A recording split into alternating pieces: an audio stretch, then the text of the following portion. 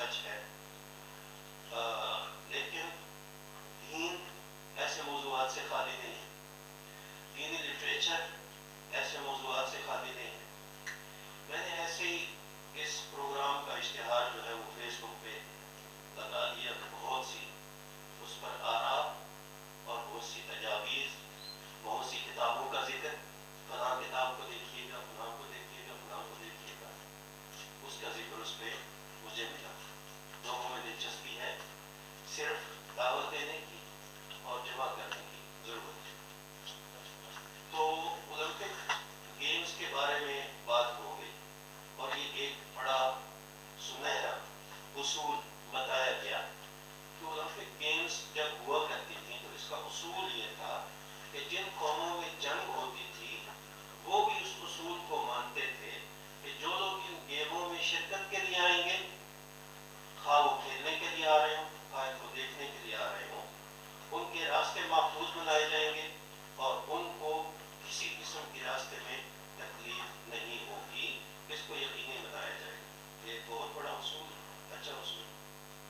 اب ڈپلومیسی کی بات ہوتی ہے، جسے اردو میں ہم سفارتکاری کہتے ہیں، تو جب سے ممالک بنے ہیں اس وقت سے سفارتکاری ہو رہی ہے، جب سے انسانوں کے معاشرے وجود میں آئے ہیں اس وقت سے سفارتکاری ہو رہی ہے۔ نبی کریم صلی اللہ علیہ وسلم کے عہد مبارک میں بھی سفارتکاری ہوتی رہی، اس کے طریقے مختلف ہوتے ہیں۔ آج کل کا دور جدت کا دور ہے، تو جدت کے اس دور میں سفارتکاری کے بھی کئی سارے پہلو ہو گئے ہیں جناب۔ اس میں سپورٹس ڈپلومیسی بھی ہو گئی، ریلیجس ڈپلومیسی بھی ہو گئی، اور اسی طریقے سے جو ٹورزم ہے اس کو ایک سفارتکاری کا ذریعہ بنایا گیا۔ مقصد کیا ہے کہ لوگ آپس میں ملیں، مختلف ممالک کے لوگ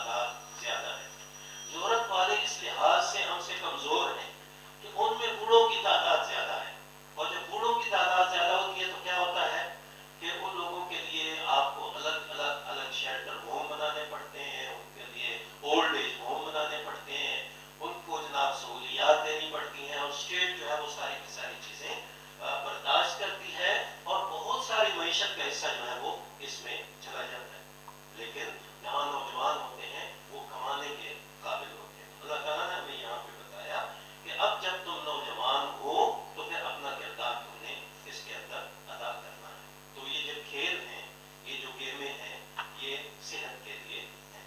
اب مذہبی لوگوں کا کردار جو ہے اس میں کیا ہو سکتا ہے؟ سیدنا نوح علیہ السلام کی زبانی اللہ تعالیٰ نے ارشاد فرمایا ہے کہ انسان کو اپنے دل، دماغ اور کردار کو پاکیزہ رکھنا چاہیے۔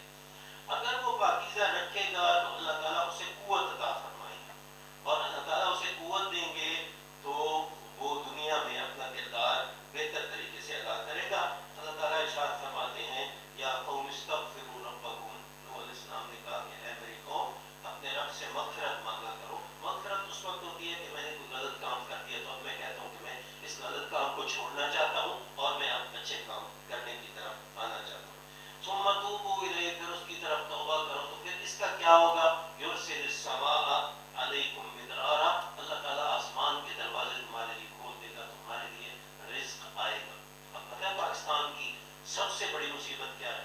آج بھی ہم دفتر میں بات کر رہے تھے نا، تو دوست کہہ رہے تھے دیکھیں جی یہ جو شادی کا بل ہے، یہ جو یہ فورس کنورجن کا بل ہے، اس کے اندر دیکھیں ساری چیزیں اسلام کے خلاف آ رہی ہیں، کیا ہو رہا ہے، کیا ہو رہا ہے، کیا نہیں ہو رہا۔ تو میں نے کہا جناب اس کا اصل مسئلہ یہ ہے کہ ہم قرض خور ہیں، دوسری قوموں سے ہم مانگتے ہیں، ہم ان سے مانگ کے کھاتے ہیں، تو جو بھکاری ہوتا ہے اس کی اپنی کوئی مرضی نہیں ہوتی، اس کا اپنا کوئی قانون نہیں ہوتا، اور بھکاریوں کی کوئی ذات پات نہیں ہوتی، وہ بھکاری بھکاری ہوتا ہے۔ ہمیں اس طرف آنا ہوگا کہ ہم اپنی معیشت کو دیکھیں۔ تو جناب سوال پیدا ہوتا ہے کہ ایک تو کھیل تماشا ہے، دوسرا یہ ہے کہ کافر لوگ کر رہے ہیں، وہ تو اللہ کو بھی نہیں مانتے، تو پھر ہم ان کے لیے کیوں کانفرنسز کر رہے ہیں؟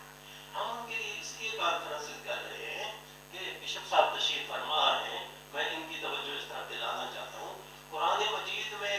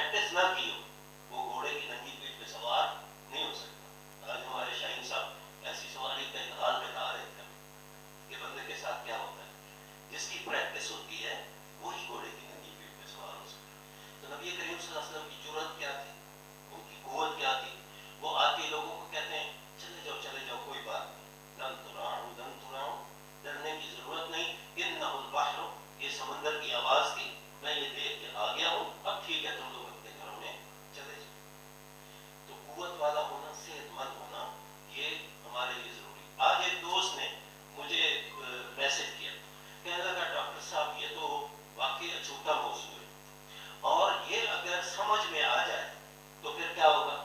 یہ موضوع اگر ہماری اور دینی لوگوں کی سمجھ میں آ جائے تو پھر کیا ہوگا؟ ہسپتال خالی ہو جائیں گے، میدان آباد ہو جائیں گے۔ اب ہمارے ہسپتال بھرے ہوئے ہیں اور میدان ہمارے خالی ہیں، اس بات کی ہمیں ضرورت ہے۔ اس کے بعد اب ہم نے دیکھنا ہے کہ نبی کریم صلی اللہ علیہ وسلم تو ان چیزوں کی حوصلہ افزائی فرمایا کرتے تھے۔ آپ صلی اللہ علیہ وسلم نے یہ بھی ارشاد فرمایا، المومن القوی خیر من المومن من الضعیف، جو کمزور مومن ہے، طاقت والا مومن اس سے بہتر ہے اور اللہ کو بھی زیادہ پسند ہے۔ ساتھ یہ تو فرما دیا وفی کل خیر، دونوں میں بھلائی تو ہے، دونوں مومن ہیں ان میں بھلائی ہے، لیکن جو طاقت والا ہے وہ اللہ تعالیٰ کو زیادہ پسند ہے، جو طاقت والا ہے وہ اللہ تعالیٰ کو زیادہ پسند ہے۔ اور اس میں آگے ایک پالیسی بتائی، پالیسی یہ بتائی کہ بندہ ایک کوشش شروع کرتا ہے تو شروع کرنے کے بعد بعض دفعہ تھک جاتا ہے تو تھک ہار کے چھوڑ جاتا ہے، تو نبی کریم صلی اللہ علیہ وسلم نے ارشاد فرمایا، احرص علی ما ينفعک واستعن باللہ ولا تعجز، جو آپ کے فائدے کی چیزیں ہیں اس کا اہتمام کرو، اس کا خیال کرو اور اللہ سے مدد مانگو اور کبھی عاجزی نہ دکھاؤ۔ یعنی اگر تھک بھی جاتے ہو تو ہمت نہ ہارو، بھاگتے رہو، دوڑتے رہو، کوشش کرتے رہو۔ تو یہ جو سفارت کاری ہے، یہ جو سپورٹس ڈپلومیسی ہے، اس کو ہم نے اگر ہمارے ذہن میں کہ اسلام کے مطابق نہیں ہے تو اسلام ایک فطری مذہب ہے،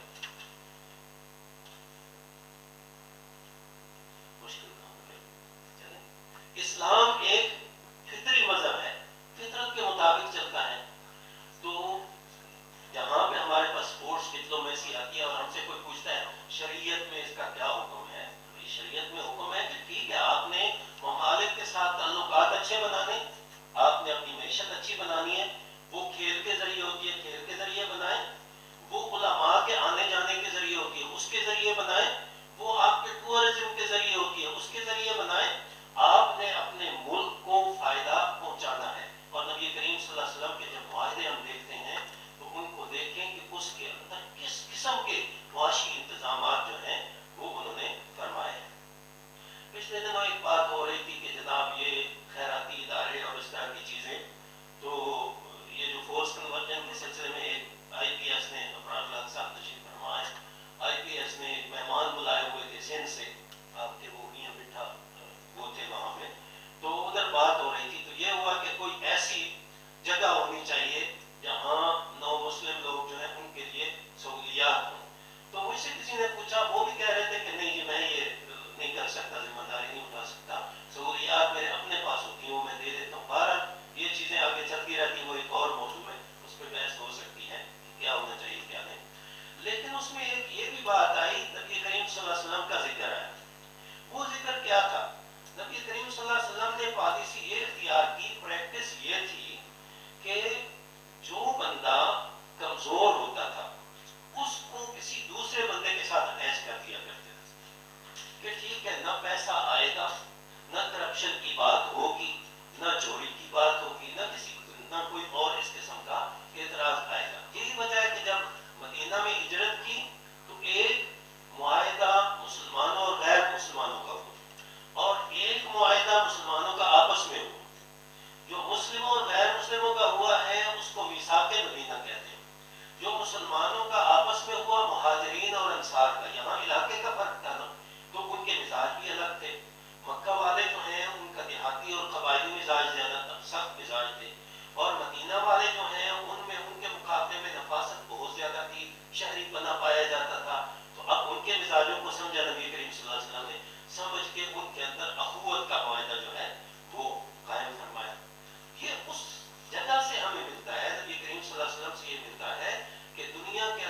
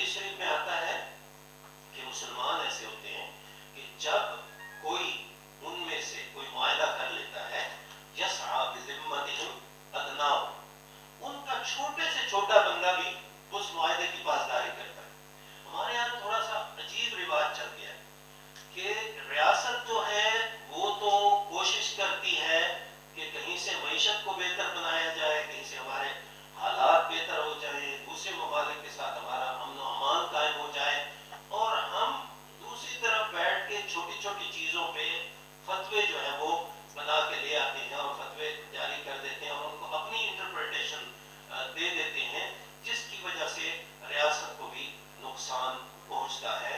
تو یہ چیزیں جو ہیں یہ اسلام کی جو تعلیمات ہیں ان کے مطابق نہیں ہیں، ان کے خلاف۔ ایک اعتراض یہ ہو سکتا ہے کہ جناب وہاں تو کس قسم کے کھیل ہوتے ہیں، کیا ان کی اسلام میں اجازت ہے؟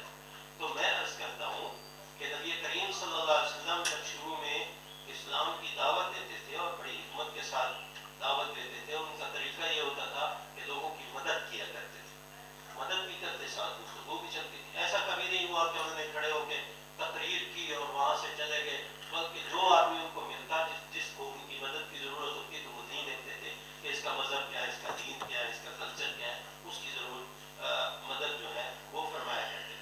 دعوت دینے کے لیے نبی کریم صلی اللہ علیہ وسلم مکہ کے میلوں میں جایا کرتے تھے، جو میلے لگتے تھے مکہ، اس میں کھیل تماشا بھی ہوتا تھا، اس کے اندر شاعری بھی ہوتی تھی، اور شاعری بھی زمانے جاہلیت والی، کوئی ایسا نہیں کہ اللہ رسول کی باتیں کر رہے ہوتے تھے، وہ زمانے جاہلیت کی شاعری ہوتی تھی۔